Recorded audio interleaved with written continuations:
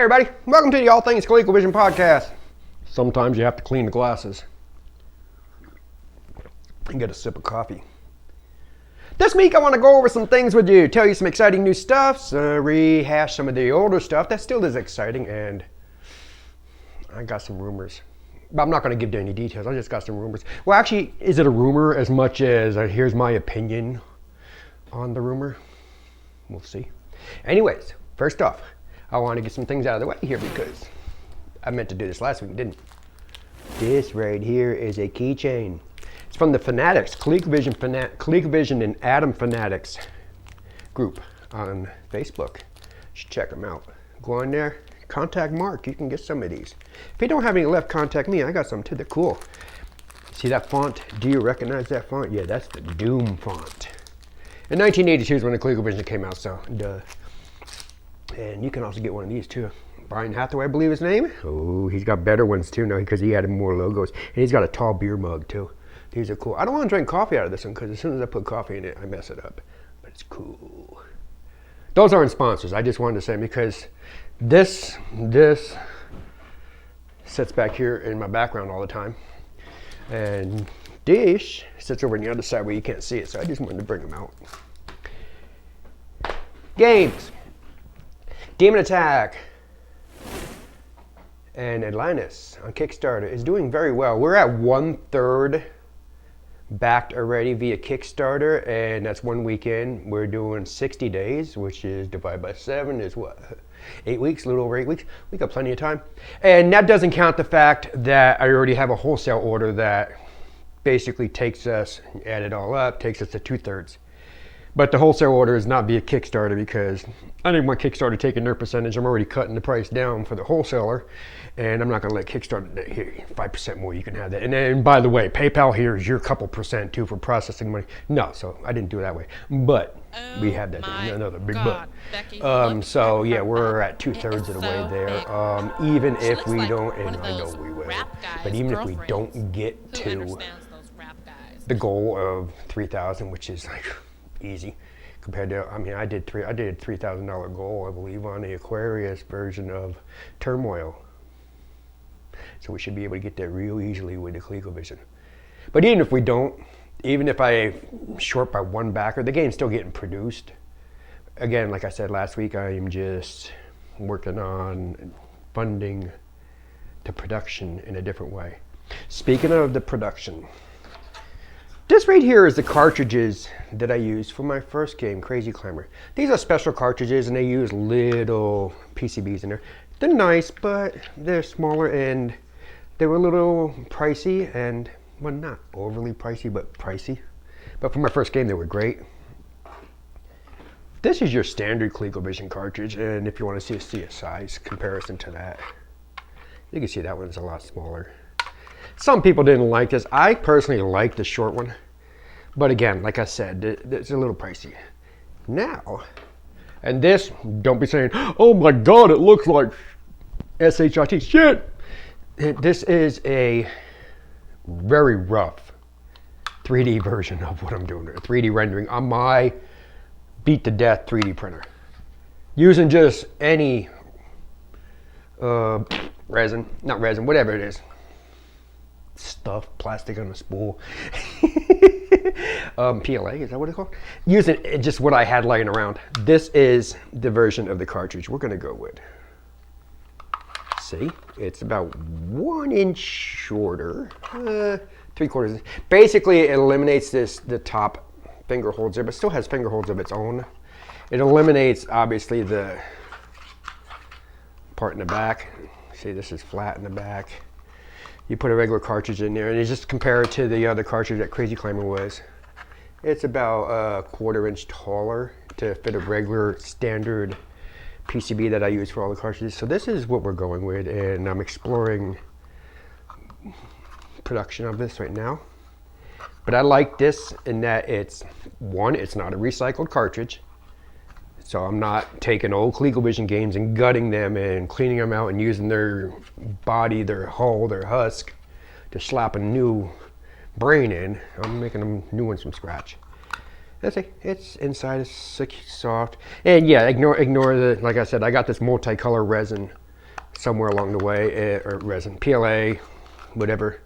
I got that somewhere along the way, and whenever I want to print some dummy stuff, I print this. I've done like 4 different versions of it this week as I'm modifying it, and each one's a different color. Some are blue, some are gold, some are copper color. So, going forward, this is going to be the cartridge design. And I'm not going to print them in-house. So don't say, oh God, it's 3D printed, it's going to fall apart. No, either going to have it printed by someone else in the US, or I'm going to get 3D resin printed overseas in China, which is what I did for the 5 copies of Basic 80 that I made for Retro Gamer Club members that I sent to them. And those were really nice, very soft, and they had a nice smooth feeling, no textures anywhere. They didn't have any kind of give to them. They basically felt like injection molding without being injection molded. They were really nice. So that's the shit that we're going to be using for Demon Attack and Atlantis. Remember, 2 games, 1 cartridge, and for the game that I teased last week, and I'm going to put a lot more teasers over on this side here for Desolator. What is Desolator? Well, Desolator is like, basically Desolator is Defender on steroids, and you don't save anybody, you're just killing things. It's a very nice game. It's a cool game. It's an MSX game that was written back in 1986, and one of my coders has been working on porting it over, and we have it running beautifully on the ColecoVision. It's very fast. I'm just gonna let this happen over here. Full permission from the author. He is stoked that someone's actually making another version of the game after almost 40 years. So yeah, Desolator. Besides what you're seeing over here, I mean, I'm gonna put up, if I haven't already, well, actually I probably have. You saw the manual. Well, hey, no, well, let's just do this right way. This is the box art for Desolator. You notice we stuck with, or you may not know, I mean, I'll put a little blurb over here, a little thing right up here showing you the original. We stuck with the original design of the box art, but modernized it a little bit to be towards what we're doing with it.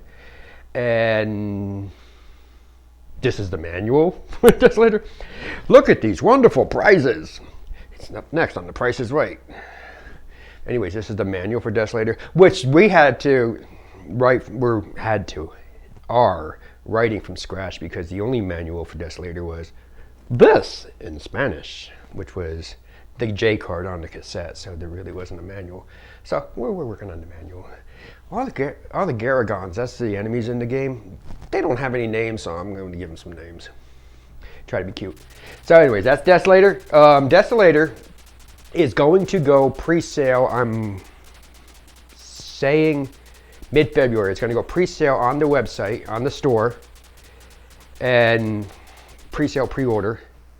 And we'll start production, production of it will start mid-March, and shipping probably April 1st, like I think I said that last week.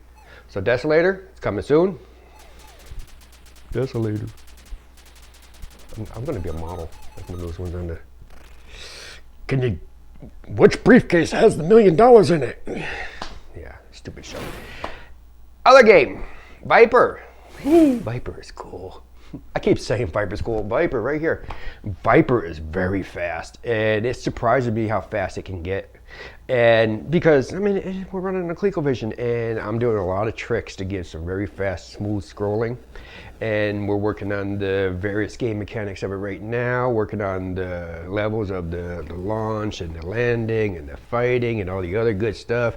Then I got to do the music, but Viper is really good. And Viper, I believe I gave a time frame before, is midsummer, if not sooner. It's going to come after Demon Attack and Atlantis via the Kickstarter that they're producing. Then Viper's going to go next, and Viper either will go Kickstarter or Viper will go pre-order sales. I may just do pre-order sales through the store and then sell the games like Desolator, and then any game that is ported outside of Melee Games and I'm just publishing, I'll probably just do pre-order sales through the store, possibly do on eBay. What I'm going to try to do is, because I mean, as I did a big long thing on homebrewing a while back, and I should do a new one where I'm not as angry. I was pissed off then. I should actually, maybe next week's podcast I will do a detail on how homebrewing works and how the costs involved and stuff, so you know.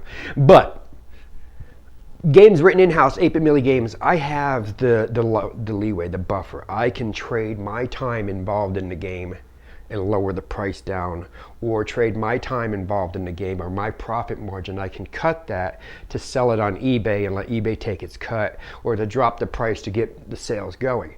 But when I have a game that I'm going to have written outside of 8-Bit Millie Games, and the person that did written, ported, converted, whatever they're doing outside 8-Bit Millie Games, the person is getting a fixed percentage. In this case, it's running about 25%. I'm not going to hide numbers. I mean, other people like to hide their numbers and give you iffies and whaties. It's about a 25% is the fixed percentage of the sale price that the coder is going to get for the game. So if I have a game and I'm going to sell the game, and Desolator probably going to debut at 65. If the sales don't go down, it could drop down to standard 50, but I'm assuming 65 is where we're going to go. If I'm going to sell a game for $65 and he's getting his 25% cut, and then I also have the cost of creating all the packaging, the material, the assembly, the production, everything involved in it also. I can't then in turn, once you add that in and the profit margin is low up there, I can't then in turn sell it on an eBay or something and let them take their percentage, because at that point either I have zero profit or I'm cutting into the sale.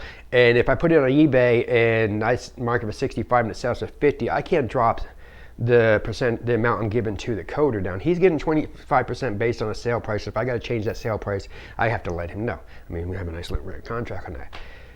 So, where was I going with this? Where was I going? Oh, any games that I am publishing, that 8-Bit Millie Games is publishing, will go through the store. Or maybe even direct sales at conventions here in the Ohio area. But they'll go through the store, and there'll be a set price, and the price won't change. They also will not be released digitally to Retro Gamers Club members. Right now, any game that 8-Bit Millie Games writes, is released digitally to the members before it's sold on the store. Crazy Chicken was an exception to that. I started the sale a month before it was released. That was, in hindsight, I should have done it the other way around, but I was testing the waters to see. With Crazy Chicky, what I did is I kept that game totally secret, and boom, game's available. Because I was trying different ways of dealing with social media and the drama and the BS that's on social media. And this time, from now on, I'm not going to worry about that. I've started to cut myself off of social media. I'm still on it, but somebody says any BS to me, I just delete, go away. Bye. As they say, bye, Felicia. Bye, Felicia. Y'all fancy. So, squirrels are kicking in. Got a little distracted here. Where was I going with that one? Oh, anyways, okay. Digital downloads, Retro Gamers Club members, for any game that we are publishing and not creating on our own, will not be available digitally. Well, I shouldn't say will not be. Right now it's a will not be, but that could be on a per game basis. If I come to an agreement with the coder that after we do our initial sales and we are done, then we will release it to the game club members. If we can do that, fine. Because what we're doing right now is, if I'm publishing a game here for someone outside of 8-Bit Millie Games, they're just converting, writing, whatever, they're getting their fixed percentage. We get a 1-year exclusive where they can't do anything with the game other than through us for 1 year. At the end of 1 year, if we want to renew, we can. If we don't want to renew, it's their game. They can go do what they want. If they decide that after a year of selling with us, they decide, you know what, I got this guy over here who's willing to sell it digitally, download, and I'm going to make $1 off each download. He wants to take it, then that's fine. I'm not going to cry about it. So anywho, that's just a little background of the home brewing there. So what did we go over? We went over the 3 games. Oh, next month, February. I started this 2 years ago, and then we have December, we have September, where people on YouTube and the bloggers and stuff like this dedicate a month to a certain system. And 2 years ago, I tried the Atom. I said February, and I did a video every day on 8-Bit Millie channel, and I think I got one other person mention February in a banner, which really, in hindsight, I guess it makes sense, as even though the Atom is an awesome computer and people have it and they like it and they try to buy it because of the big box, it doesn't seem like a lot of people that have the Atom really want to talk much about it. unlike YouTube or vice versa. So last year I didn't do a February Atom, and because I was in the middle of trying to determine if 8-Bit Millie Games was going to succeed or if I was just going to roll that stuff up and throw it away and say, screw that. Well, I decided to not do that, and it is succeeding. But next month we're going to do February Atom again, which means that I'm going to be posting a lot of content about the Atom, and you'll see more here and on 8-Bit Millie channel. And just as a side note, the PC, the eMachines PC, I replaced the capacitor, which was kind of easy, and it runs great now. I've got 60 gigabytes of video that I now have to edit of me just disassembling every single thing about it and fixing it. So that's going to show up in the other channel. Okay, so one last thing. Hi, me from the future here. As I'm editing the video, I decided to trim out the part that I was going to mention, because I don't need the bullshit, if you know what I mean. If you know anything about the Entity and his minions, you know they would be all over this like white on rice, like stink on shit. Excuse my language, but we're all adults here and we know how it works. And I don't need the BS, so I'm not going to give any details on the rumor right now. I'll tell my friends. It's not rumor, but on the details. I'll tell my friends. And some of you that observe it may understand what I'm talking about. Back to the show. Another sip of coffee. Oh, by the way, I went off the sugar. I figured, you know what? Sugar's awful. If my, hang on, I'm starting this, I gotta finish it. I figured if my blood sugar is normal on the equal, and do I really need to go on sugar because equal may raise my blood sugar? Now, if I was fighting high blood sugar, then yeah. Oh, I am on blood pressure medicine now too. In case you care. If you don't care, I don't care. But I'm on blood pressure medicine. That stuff started kicking in, and you know what? That stuff is nice because it's like makes you feel calm. Hope it doesn't take away the squirrels. Have a good day.